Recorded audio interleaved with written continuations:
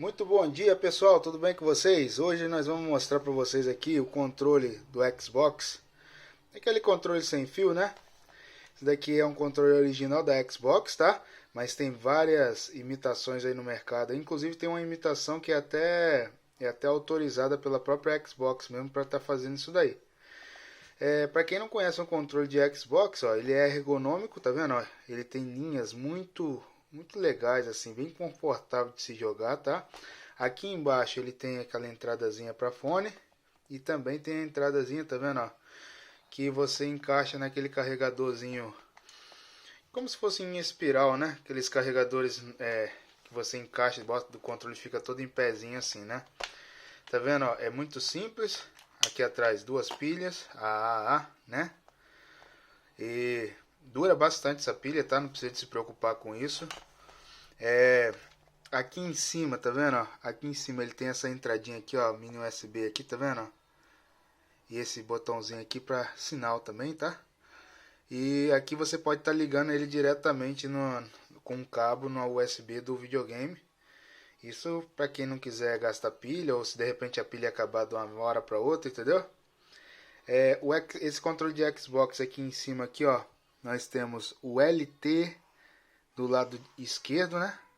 Do vídeo que vocês estão vendo. E o RT do lado direito. Aí também tem aqui em cima aqui, né?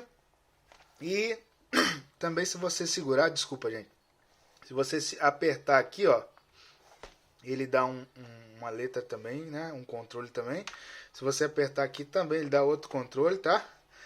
Esse botão aqui funciona como se fosse o Start, tá? Mas geralmente no Xbox quase tudo você faz pelo A mesmo. Quando você está jogando jogos de RPG, por exemplo, você quer ver o mapa, quer ver instruções do jogo, essas coisas, você aperta esse daqui, tá? É como se fosse o Select, né?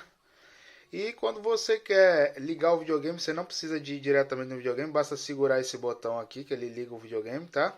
Segura ele por uns 5 segundos mais ou menos, ele liga o videogame, dá até um barulhinho.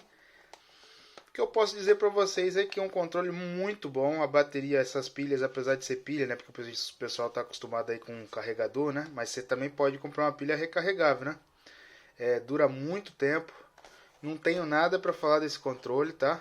Eu, assim, particularmente gosto mais desse controle do que o do PlayStation, tá? Mas não dizer que o do PlayStation também não seja bom. É bom também, só que esse daqui é mais estiloso, mais ergonômico.